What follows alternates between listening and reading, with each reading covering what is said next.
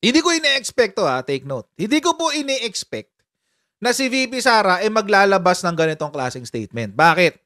Alam naman na, wag na natin isipin yung kay Presidente Bongbong Marcos. Alam na natin yun. Alam na natin na hindi sila masyadong in good terms. Kaya kalimutan na natin yun. Pero di ba bestie sila ni Amy Romualdez Duterte? Ni Amy Marcos? Di ba best friend sila? Nag-post kasi. Anong sinabi? Etong sinabi. Nagulat ako. Kasi syempre, iisipin mo, magkaibigan sila ni Senator Amy. So, dapat medyo katok-katok ka naman ng konti, di ba? Si Amy nga, galit na galit yan sa mga kahit sinong susuporta sa EDSA. So, naalala nyo, last year, nung nagpa-thank you message si PBBM sa, pa-thank you? Pa-show of respect pala, pa-show of respect sa mga sa mga nagse-celebrate ng EDSA last year o noong 2022 ba yun? Hindi, 2023. Last year. Di ba nagalit si Senator Amy? Bakit daw ganun? Bakit daw pa si Bongbong? Ngayon, si Sara, ganun na rin. Mukhang naghahanda na tayo. Tutuloy na ba ang Rosa? Tuloy na ba ang Rosa? Ang Robredo Sara? Diyos kong mahabagin. Ito, post yan legit yan. Verified yan guys verified. Inday Sara Duterte. Kay Sara talaga yan. 2 hours ago, anong oras in-upload? 9:07 PM. Ngayong gabi, February 25. Assalamualaikum. On this day, we commemorate the brave souls. Uy, sabi ni Tetet Santos, mahalin natin ang basketball player. Uy, wag kayong ganyan. Baka naman hindi si Bibi Sara yun. Kayo naman, Baka lang naman. Diba? Let's give her the benefit of the doubt. Anyway, we commemorate the brave souls who stood united on the streets of EDSA, fighting for democracy and freedom. Freedom! Braveheart yan. Their courage and determination paved the way for a better Better talaga, VP Sara. Better. Ano bang standard ng better na sitwasyon ng bansa? Game. Bago tayo magpatuloy sa ating topic, as usual, mag-shoutout muna tayo sa mga kaibigan natin sa Sendwave. Ito pala. Ayan, kung kayo po ay nasa US, UK, Canada, Italy, France, Spain, Ireland, and Belgium, may pwede na po ay magpadala sa Pilipinas nang wala pong remittance fees gamit ang Sendwave. I-download nyo lang ang Sendwave app, gawa kayo ng account nyo dyan, at pwede na kayo magpadala sa GCash, sa mga bangko, at iba't ibang mga pawn shop sa Pilipinas. At kapag ginamit nyo pa kayong promo code na Coach Jared, ito itsura nun yun. Ay makakakuha pa kayo ng karagdagan $20 free credit na pwede nyo rin ipadala sa inyong minamahal sa buhay. Kaya, gamitan na si Sendwave for all of your remittance needs. And their sacrifice will never be forgotten. Ano bang sakripisyo? Anong sakripisyo yung sinasabi? Alam nyo mga kotsero, pagkakaalala ko, ang mga tao na nagse-celebrate ng EDSA at tinatrato na bayani yung mga lumaban daw sa martial law ay mga komunista. Yung mga pangalan na nakasulat doon sa bantayog ng mga bayani sa UP.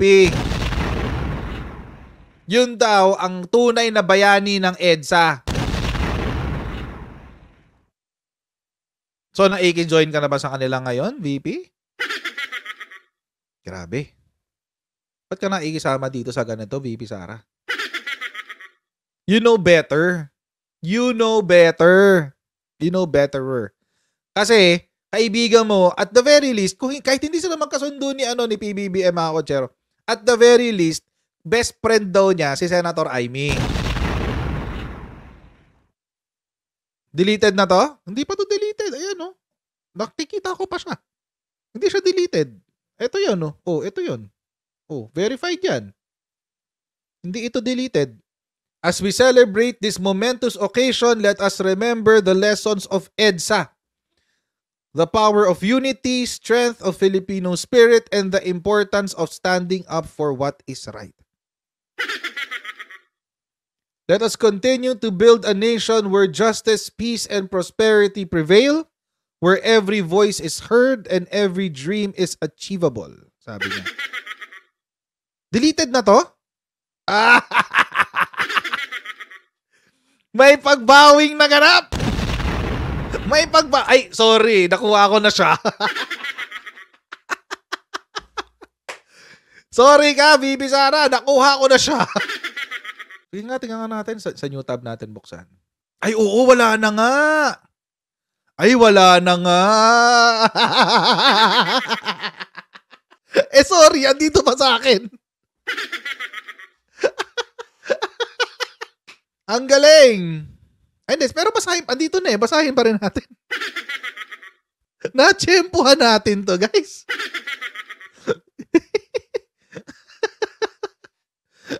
Take note ha, take note ha. Buti na-tsempuhan ko. Isa-save ko to. Print screen natin, print. Yan, lahat. Yan. Pati may comment pa sa ilalim yan. Print na yan. Print. Save. Nakasave na. Nakita nyo, sinave ko ha. Sorry, dahil naabutan ko siya, naka-upload, tapos na-load ko na sa computer ko. Sorry na lang. Diba? Sorry, BP. Dahil inilabas mo to at one point, di pag-usapan namin. Sorry. Pahingi ng resibo. Ay, nako. Tuloy natin. Ito, total naman, naandito na. Di pag-usapan na natin. Naandito na. Pero take note, dinilit na raw ito. Dinilit na ni BP Sara. Ha? Game, tuloy natin.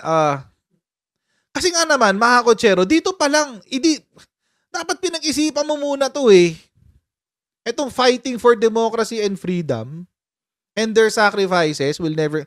Sino pinapatungkulan mo na ng sakripisyo dito? Mga NPA? Yan tuloy. Nabisto ng lahat na nag-delete. Let us continue to build a nation where justice, peace, and prosperity prevail and where every voice is heard and every dream is achievable. Together, we can overcome any challenge and create a brighter tomorrow for the generations to come. Happy EDSA anniversary to all Filipinos. May we continue to uphold the spirit of EDSA in all that we do. Manatili tayong matatag sa pagtaguyod ng isang bansang makabata at batang makabansa. Okay. Meron pang ganito Ito ba wala na rin? Ay, wala na. Uy!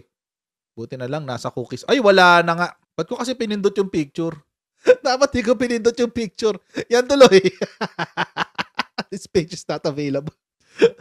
Buti na lang, na-print ko. Ulit. Anyway, going back. Ayan. May pagganto pa siya So, wala na rin to? Wala na rin to? EDSA anniversary message. Burado na rin to. So, does this mean na binabawi mo yung mga sinabi mo dito? So, hindi lang kasi, actually mga kotsero, hindi lang kasi dito. Burado na yan wala na yan. Binuranan niya kanina, hindi ko alam kung bakit. Pero burado na yan, wala na yan. See? Ito yan ito yung link na yan, wala na yan. Puti na lang, na-print natin. Pero alam nyo mga kotsero, kahit hindi niya sabihin to, meron kasi ding lumabas na memorandum galing DepEd. DepEd calls for school activities about EDSA. So, meron dong memorandum na nilabas ang Department of Education by authority of the Secretary. In a February 21 memorandum signed by Undersecretary Omar Romero, by authority of the Secretary, the Department of Education, DepEd, encouraged public and elementary high schools across the country to hold commemorative activities in honor of the Feb 22 to Feb 25, 1986 uprising. So, ibig sabihin mga kotsero, ipinag-utos daw ng ating butihing secretary by authority of the secretary ng DepEd na ang mga public schools ng elementary at high school ay dapat magkaroon ng commemorative activities tungkol sa EDSA. Dapat nga, tinatanggal na yan sa curriculum eh. Tapos gusto nyo pang ganyanin yan. Dapat nga tinatanggal na sa curriculum yan. It is not supposed to be even recognized as a Philippine holiday. Bakit? Kasi it is a coup that was sponsored by America. So in short, nanggulo si Amerika sa internal governance ng Pilipinas, kaya nagkaroon ng EDSA. Tapos gusto niyo i-commemorate. Sana sabihin niyo din to. Sana sabihin niyo rin yung fact na yon, na kaya tayo nagkaroon ng EDSA, ng unang-unang EDSA, ay dahil pinondohan ng Amerika si Cardinal Sin, si Ramos at ang iba pang players, iba pang players ng EDSA nung panahon ng 1986. Sana sabihin nyo rin na during the time from 1981 hanggang 1985, sinabotahe ng Amerika ang ekonomiya ng Pilipinas para magalit ang taong bayan kay Apo Lakay. This is well documented, mga kotsero. Walang walang joke time yan. This is well documented. Hindi ako nang bobola. Kaya nga galit si Senator Amy sa Amerika eh. Sana isama nyo rin sa ituturo dyan sa DepEd na kaya nagkaroon ng 1986 EDSA Revolution ay dahil nakialam ang NAMFREL, which is first and foremost a CIA organization. Take note ha, ang NAMFREL po ay CIA organization. Nakialam sila sa ating electoral process. Sinabi nila na nandaya si Apo Lakay kahit siya ay nanalo ng more than 2 million if I'm not mistaken. Pero nung recount noong 1987, labang daw si Apo Lakay ng 800 or 900,000 if I'm not mistaken. Sinasama ba sa turo yan ng history? Wala eh. Bakit? Kasi sinasabi nila propaganda daw. Kahit hindi Marcos ang nagsulat nun ha. Propaganda raw. Kahit hindi Marcos ang nagsulat. O paano gagawin nyo? Tuturo nyo ba yon? Hindi. Malamang sa malamang. The commemoration aims to highlight people's consciousness and promote greater awareness of the principles and values that the EDSA People Power Revolution stood for, which are pagkakaisa at paninindigan laban sa bagong hamon ng bayan. The call for activities was also in support of the Human Rights Violation Victims Memorial Commission and other agencies celebrating the commemoration of the 38th People Power Anniversary. So isa-celebrate nga nila yung bantayog ng mga bayani.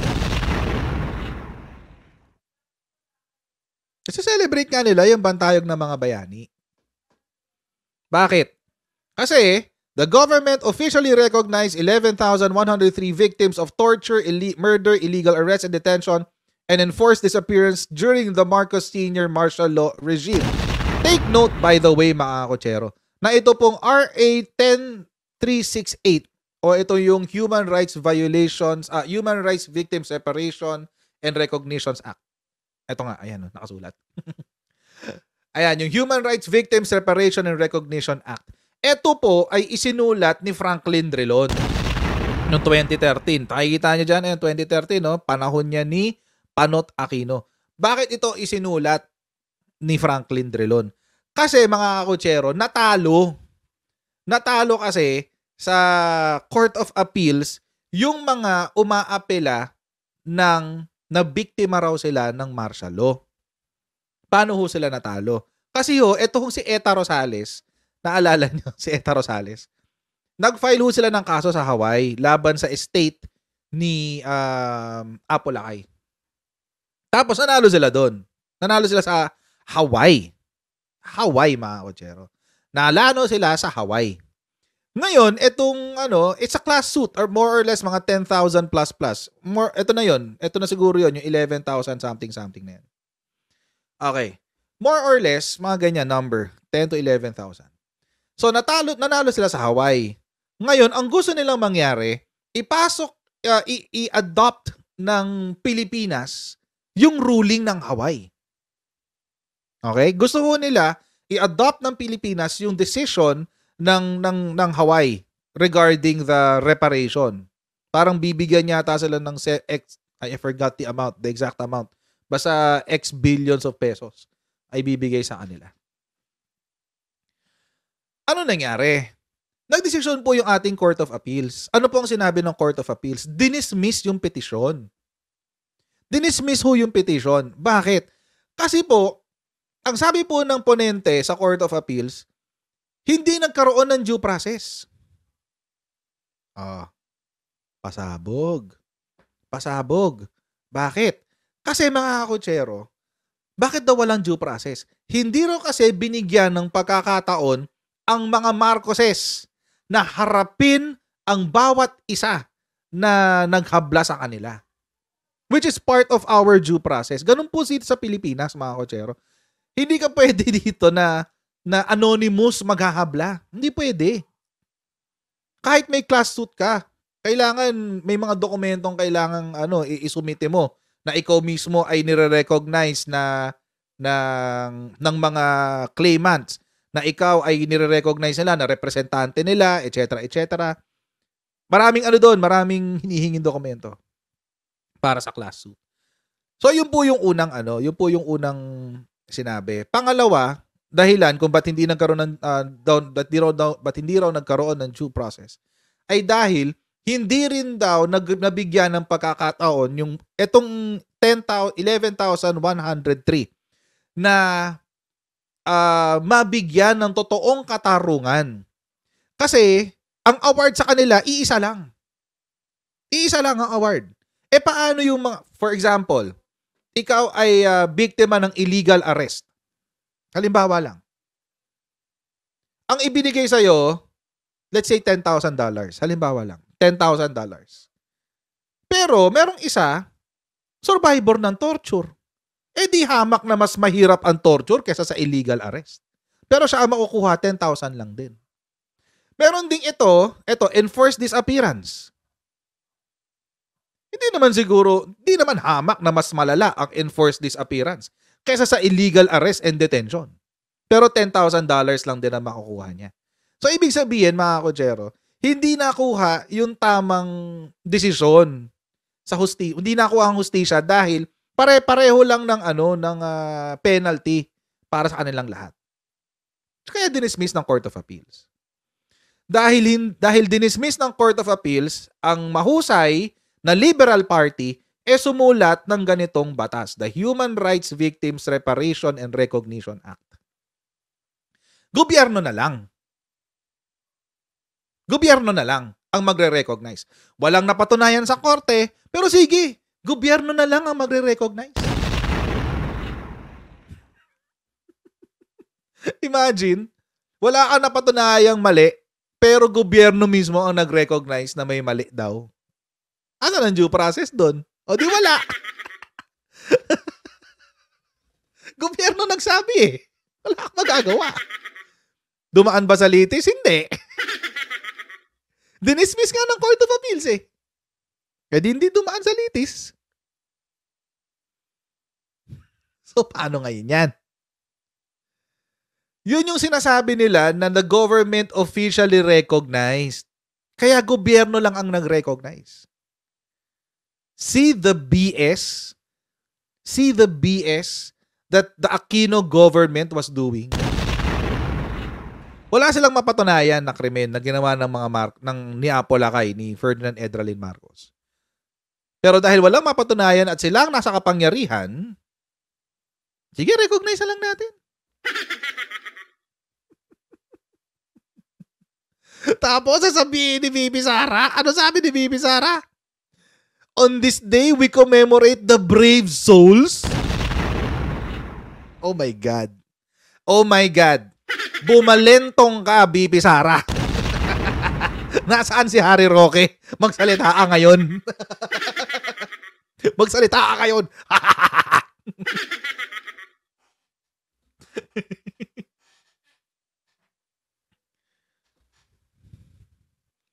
Yun, mga kutsero. Kaya nga nakakatawa tong post na to. Buti na lang dinilit nila.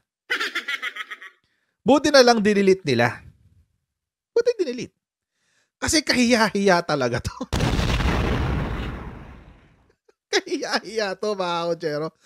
Imagine, di ba, NTF-LCAC si VP Sara? NTF-LCAC siya eh. Co-chair siya ng NTF-LCAC eh. Anong sinabi niya? The brave souls who stood united on the streets of EDSA, fighting for democracy and freedom. Their courage and determination paved the way for a better Philippines, and their sacrifices will never be forgotten. Kulang na lang sumigaw siya ng ano eh. Tawag dito, ibagsak. Sigaw siya ng ibagsak. Diba? Kulang na lang sumigaw siya ng ano, mabuhay ang NPA. Patawa eh. Kulang na lang sumigaw siya ng mabuhay ang NPA, guys. Ay, by the way pala, ito na-trigger ako dun sa ano sa namatay na abogada na NPA. Ay, ito pala mali. Kakapasalan niya ng bar. Itong 2023 bar exam. Kakapasalan niya ng bar. Namatay sa engkwentro sa Bohol. Tingnan niyo yung sinasayang na buhay nitong mga NPA. Imbis na mayroong abogado, well, sabihin na natin bulag siya sa ano ng NPA. Pero 'di ba, nagsakripisyo ka ng ilang taon, 3 taon, 4 na taon ka nag-law school, baka mas mahaba pa lalo kung working student ka. 4 na taon kang nag-law school, ng ilang taon ka nag-review ng bar, o ilang buwan ka nag-review ng bar, pumasa ka sa bar, lang yatas akit ka ng bundok. Tapos ginagawa pa siya ngayong kawawa yung bata. Ay, sobra. Ginagawa siya ngayong parang bayani ng mga NPA. Nagsakripisyo doon ng kanyang sarili kahit daw ito na yung na-achieve niya sa buhay niya, etc. etc. Anak ka ng tipakalong. Sayang. Another life wasted by the CPP-NPA. Tapos ngayon tinatawag ni VP Sara na their courage and determination paved the way for a better Philippines. Sana siguro na-realize din ni VP Sara yung kabalbalan ng post niya. Diba? Siguro buti na-realize niya yung kabalbalan ng post niya. Siguro nakita niya yung schedule ng live stream natin. Sabi niya, uy, ba't ako topic ni Coach Jared? Lantaran daw, lantaran. Uy, mali pa yung spelling ng lantaran ko. Oh.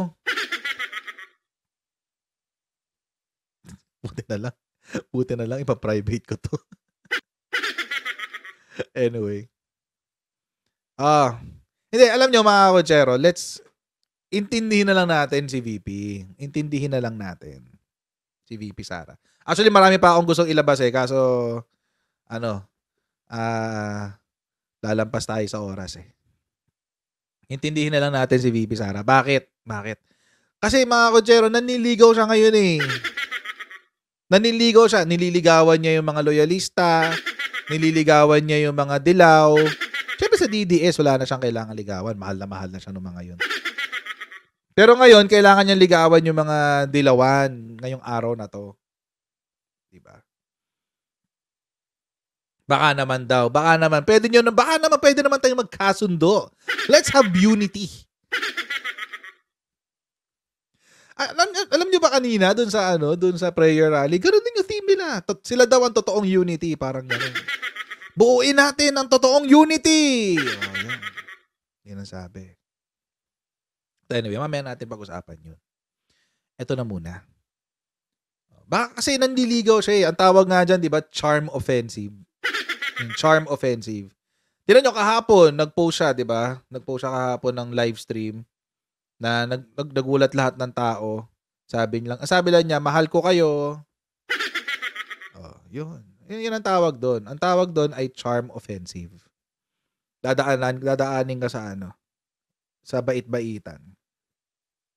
Ang hirap Ang hirap itago ngayon. Ang hirap magkaroon ng charm offensive ngayon. Kasi marami ring babati ko sa'yo kapag gumanyan ka. Mas maganda na lang yung be your authentic self. Alam naman natin si VP Sara, hindi naman siya ganito eh. Alam naman natin si VP Sara, medyo matara yan, etc. What have you. Palasagot ng pabalang yan. Sinabi pa nga ni Digong eh. Di ba sabi pa nga ni Digong dati, si Sara daw nagpapaano sa kanilang lahat. Si Sara daw ang nagpapagalaw sa kanilang lahat kasi siya yung pinakamatapang sa kanilang lahat. So, mahirap. Hindi lahat maniniwala. Unlike before, kasi kontrolado ng mga politiko yung media, 'di ba? Nababayaran yung media eh. Kontrolado nila 'yun eh. But this time it's different. Iba ngayon, mga coach. Iba ng panahon ngayon. Hindi na katulad before. So, yun, dun sa in her effort na makuha yung pabor ng lahat ng partido, mukhang may mga na-turn off pa sa kanya. Kasi may nagbawi eh. Baka tinawagan to ni Aimee. VP naman, bakit naman may paganyan kang statement? Usap muna kasi kayo bago kayo maglabas ng statement. Di ba? Usap muna kasi kayo bago kayo maglabas ng statement. Bago di ba? Kasi hirap eh, tulad niyan, laban bawi, ganun. Sana hindi na lang niya dinilit para walang di ba? Mas mabatikos ka man, at least pwede mo ilusot eh. Pwede mo ilusot. Pero kapag may bawi kasi, obvious na, ay putek, nagkamali ako, ganun. Ganun yung dating. So,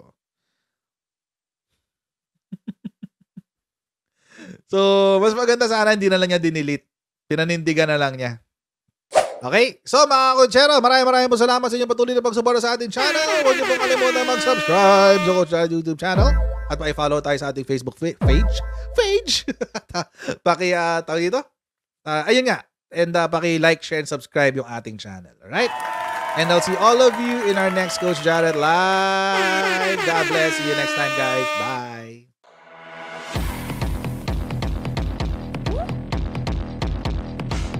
Huwag ganun. Huwag natin gawing tanga mga Pilipino. Mas maganda kasi nasa lugar ka ng tama kaysa yung pinipilit mo yung pagkakamali.